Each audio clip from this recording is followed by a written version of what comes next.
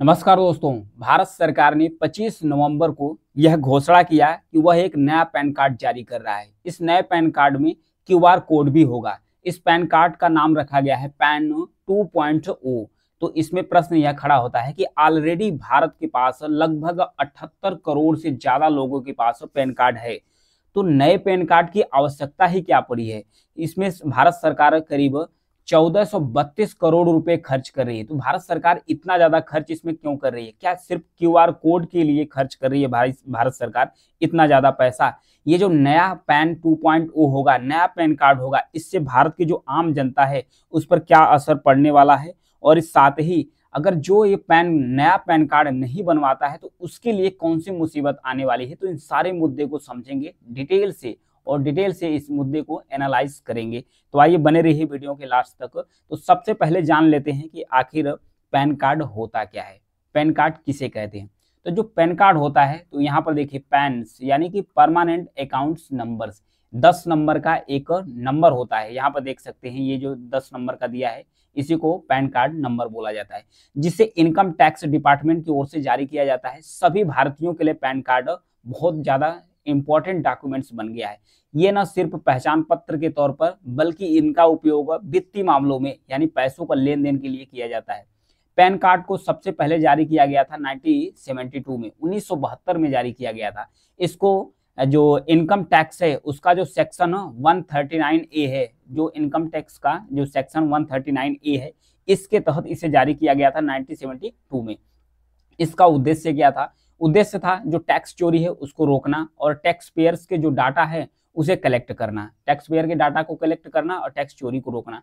1990 के दशक में पैन कार्ड को सभी व्यक्तियों और कंपनियों के लिए अनिवार्य कर दिया गया। 1990 में यानी 1990 में इसे अनिवार्य किया गया।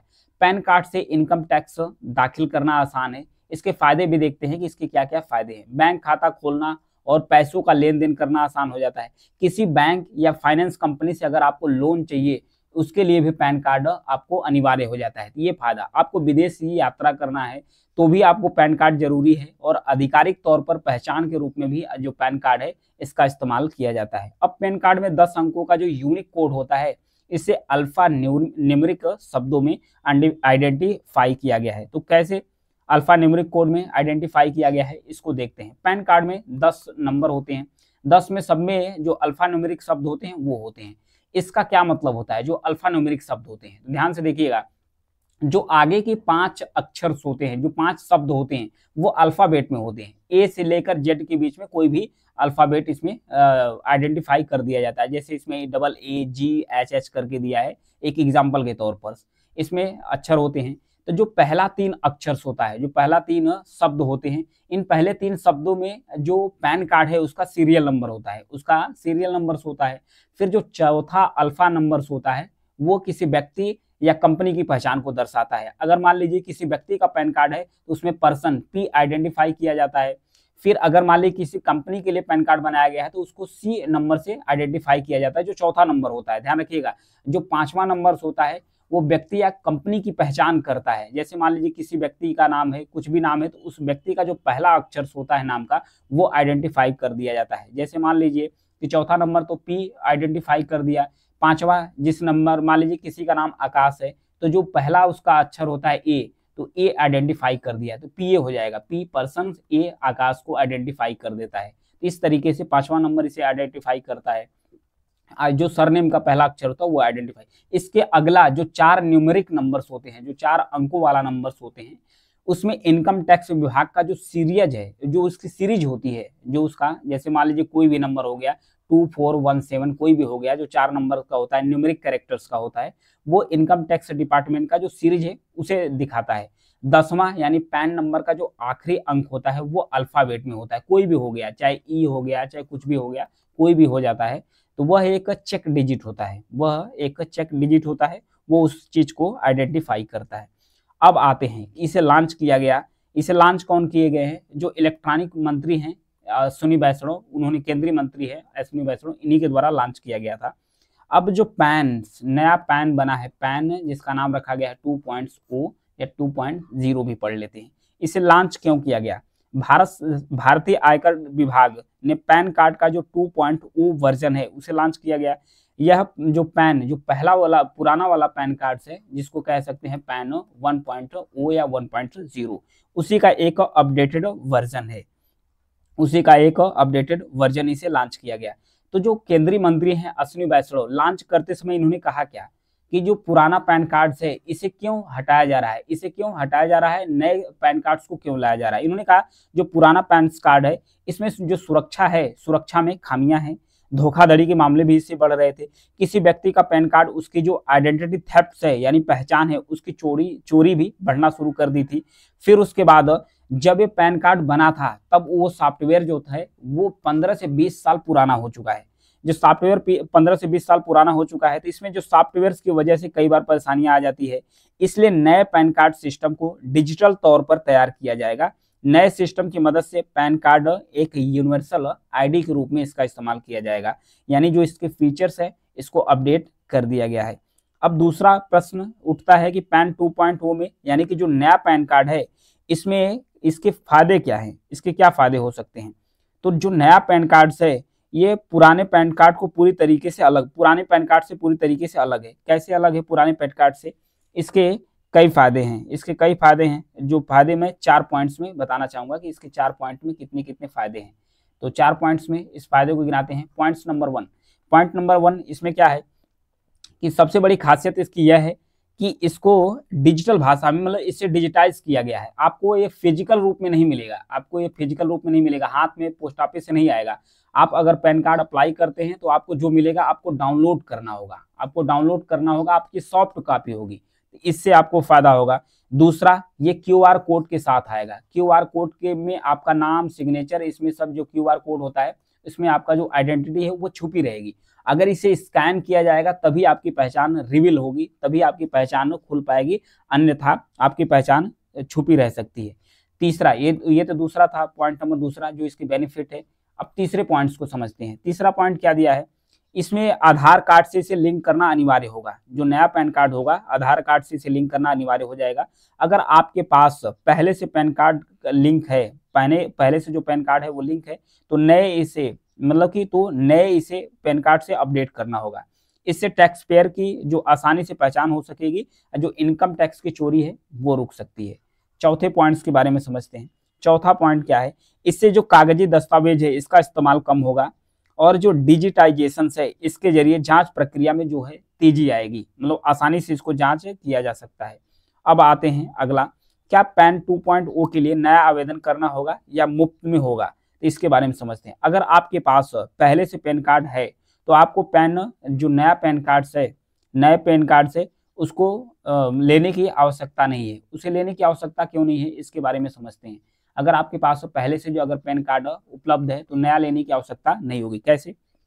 उसके लिए फिर क्या करना होगा, इनकम टैक्स डिपार्टमेंट के एक आधार लिंकिंग को अनिवार्य कर दिया गया है कि आपको अपने आधार से पैन कार्ड को लिंक करना होगा, जो आपका आधार होगा लिंक करना होगा। इसमें आपको जाना कहाँ होगा, इनकम टैक्स की जो वेबसाइट है इसमें लिखना होगा आपको इनकम टैक्स इंडिया ई फाइलिंग .gov.in इस वेबसाइट पर जाना होगा। इनकम टैक्स की इस वेबसाइट पर जाना होगा। वहां जाने के बाद आपको लॉगिन करना होगा। पैन कार्ड लिंक करने के लिए आपको लॉगिन करना होगा। ये तो एक तरीका था कि आप आधार को पैन कार्ड से अगर आप लिंक कर देंगे तो आपका जो पुराना ही आपका जो पहचान आपका ये है क्या पैन कार्ड्स यही रहेगा, आपका पुराना ही रहेगा। फिर आपका ये अपडेट हो जाएगा। जो आपका पैन नंबर है ये भी आपका पुराना ही रहेगा।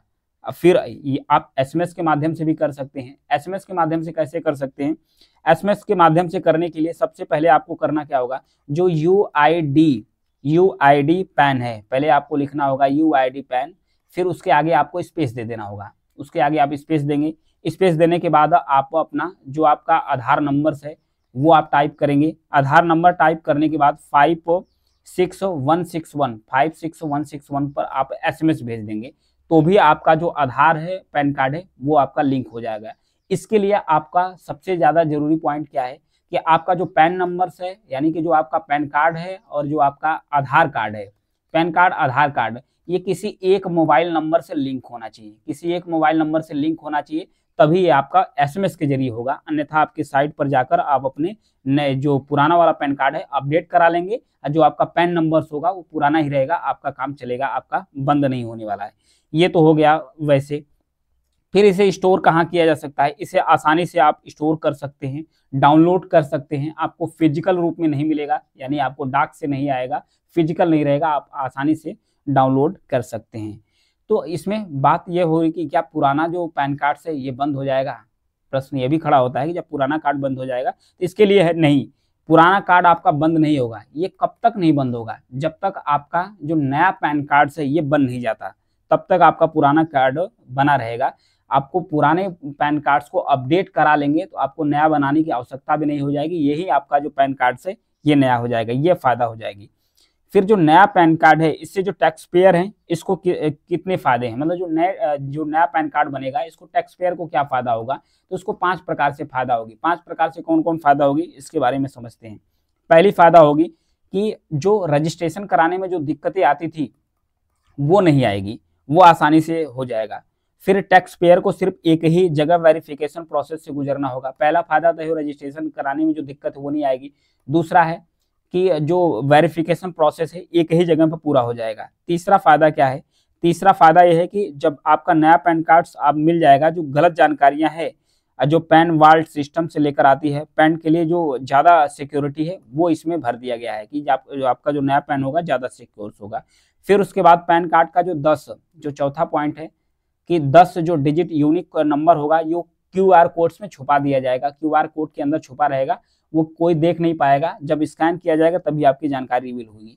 पांचवा फायदा क्या होगा? पांचवा फायदा है कि सरकार एक पोर्टल लॉन्च करेगी, इसमें जो टैक्स से संबंधित जो भी शिकायत है उसका निवारण आपका आसानी से हो जाएगा, ये फायदा हो जाएगा। अब फिर उसके बाद बात होती है कि जो नया पैन कार्ड्स यानी कि जो पैन 2.0 वो को लॉन्च किया गया है, ये सीबीआई के तहत लॉन्च किया गया है। सीबीआई इन्वेस्टिगेशन वाला नहीं, सीबीआई मतलब यहाँ सीबीआई का मतलब है common business identify, common business identify, इस सीबीआई के तहत लॉन्च किया गया है। सीबीआई को पहली बार वित्त मंत्री निर्मला सीतारमण ने अपने बजट भाषण में 2023 में सीबीआई का नाम का उल्लेख किया था, घोषणा की थी, इसी के तहत इसको लॉन्च किया जा रहा है। इस मिशन के तहत भारत में शुरू होने वाले किसी भी बिजनेस को एक यूनिक पहचान नंबर दे दिया जाएगा, जिससे उसके लिए सभी तरह के जो टैक्स है, कानूनी और वित्तीय लेन देन वो आसानी से मैनेज कर लिया जाएगा। इसके तहत जो सीबीआई है इसके तहत ये बहुत ज़्यादा कारगर है आपके लिए। फिर उसके बाद जो नया आपका पैन कार्ड है, कॉमन बिजनेस आइडेंटिफायर मिशन के तहत इसे लॉन्च कर दिया गया है। अब इसे किसी कंपनी को भी लेना होगा, तो किसी कंपनी के लिए जब पैन कार्ड जारी किया जाता था तो उस कंपनी के लिए जो पैन है, पैन नंबर लेना पड़ता था, फिर उसके बाद उसे टैन नंबर लेना पड़ता था, फिर उसे टीन नंबर लेना पड़ता था, यानी कि 3 प्रकार का जो पैन कार्ड है, 3 प्रकार के जो पैन नंबर से वो लेना पड़ता था। तो अब जो नया पैन कार्ड जारी किया गया है, अब किसी कंपनी को टैन और टीन नंबर नहीं लेना पड़ेगा, वो सिर्फ पैन नंबर ही होगा, एक यूनिक नंबर होगा, उसी से सब काम चल जाएगा। इस तरीके से फायदा है।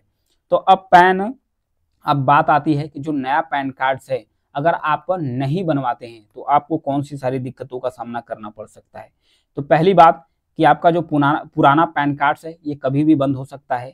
फिर उसके बाद जब आप इनकम टैक्स को फाइल करने जाते हैं तो भी दिक्कत होगी, वित्तीय लेन देन में भी आपको दिक्कतें आनी है, आप विदेशी यात्रा करते हैं तो भी आप नहीं कर पाएंगे। फिर उसके बाद आपको नौकरी के लिए दिक्कत होगी, आप अगर लोन लेते हैं तो वहां भी आपको नहीं मिल सकता है, और जो फर्जीवाड़ा धोखाधड़ी के शिकार आप लोग होते हैं वो मिलते रहेंगे। सरकारी योजनाओं सब्सिडी का फायदा आपको नहीं मिलेगा, और नया पैन कार्ड नहीं होने से जो वित्तीय और कानूनी परेशानियां हैं उसका सामना तो आपको करना ही पड़ेगा। अब बात आती है कि क्या पैन कार्ड कई तरह के होते हैं? लगभग 11 तरीके के पैन कार्ड्स होते हैं, 11 तरीके के। वो किस कैटेगरी के होते हैं? जैसे आम लोगों के लिए जिस कैटेगरी का पैन कार्ड जारी किया जाता है उसे पी कैटेगरी कहा जाता है। फिर उसके बाद जो एक मतलब अविभाजित हिंदू फैमिली के लिए पैन कार्ड जारी किया जाता है उसे HUF यानी कि Hindu undivided family, Hindu undivided family, इसमें सिख जैन सभी आ जाते, मतलब सिख जैन और हिंदू ये तीनों के लिए HUF जो अनडिवाइडेड फैमिली है उसके लिए पैन कार्ड होता है। फिर उसके बाद तीसरी कैटेगरी कंपनी, अगर कोई कंपनी है तो उस कंपनी के लिए जो पैन कार्ड जारी होता है वो C कैटेगरी का होता है। C कैटेगरी का अगर कोई पार्टनरशिप फर्म है, मतलब कि 1 या 2 व्यक्ति मिलकर कोई संस्था बनाते हैं, उसको पार्टनरशिप में बनाते हैं, तो उसे F कैटेगरी का पैन कार्ड दिया जाएगा। फिर आते हैं कि अगर सरकारी विभागों के लिए पैन कार्ड जारी किया जाता है तो वो जी कैटेगरी का पैन कार्ड उन्हें जारी किया जाता है, और कोई चैरिटेबल ट्रस्ट के लिए अगर पैन कार्ड जारी किया जाता है तो वो टी कैटेगरी का जारी किया जाता है, ताकि कोई भी धार्मिक हो, चैरिटेबल हो या अन्य जो सार्वजनिक उद्देश्य के लिए जो ट्रस्ट बनाए जाते हैं उसके लिए आपको टी कैटेगरी का। अगर आप एक एसोसिएशन चला रहे हैं, एसोसिएशन जिसमें एक ऐसा एसोसिएशन जो 2 या 2 से अधिक व्यक्ति मिलकर स्टार्ट किए हैं, उसे ए कैटेगरी का दिया जाएगा, उसे ए कैटेगरी का दिया जाएगा। फिर उसके बाद आती है बात, फिर बॉडी ऑफ इंडिविजुअल के लिए अगर बी कैटेगरी का आपको पैन कार्ड जारी कराना है, मतलब कि 2 से ज़्यादा लोग मिलकर अगर किसी को फाउंड कर रहे हैं, कोई संस्था, मतलब 2 से अधिक लोग ज्वाइंट रूप में अगर किसी को पैन कार्ड चाहिए तो उसको बी कैटेगरी का दिया जाता है, उसको बी कैटेगरी का जो पैन कार्ड है वो रिलीज किया जाता है। फिर उसके बाद किसी अथॉरिटी के लिए, जैसे हो गया नगर निगम हो गया, नगर पालिका हो गया, उसे यल कैटेगरी का पैन कार्ड जारी किया जाता है। फिर उसके बाद पार्टनरशिप, लिमिटेड लाइबिलिटी पार्टनरशिप के लिए एफ कैटेगरी का। फिर आर्टिफिशियल जुडिशियल पर्सन को लिए जे कैटेगरी का वो जारी किया जाता है। ये तो हो गई 10 कैटेगरी। फिर उसके बाद आती है एक 11वीं कैटेगरी होगी जो जुडिशरी होगी। इसके अलावा जो विदेशी नागरिक या विदेशी कंपनी है उसको पैन कार्ड जारी कराना होगा, तो उसको क्या करना होगा, उसके लिए एक भारत सरकार का एक फॉर्म आता है जिसका नाम है 49AA। ये फॉर्म के अंदर आपको अप्लाई करना होगा पैन कार्ड के लिए, यदि आप विदेशी नागरिक है या आपकी कंपनी कोई है, विदेशी कंपनी है जो भारत में स्टैब्लिश होना है, तो उसके लिए इस नंबर पर आप जाकर आप अपने अप्लाई कर सकते हैं पैन कार्ड के लिए। तो ये था पैन कार्ड के बारे में डिटेल्स। Thank you.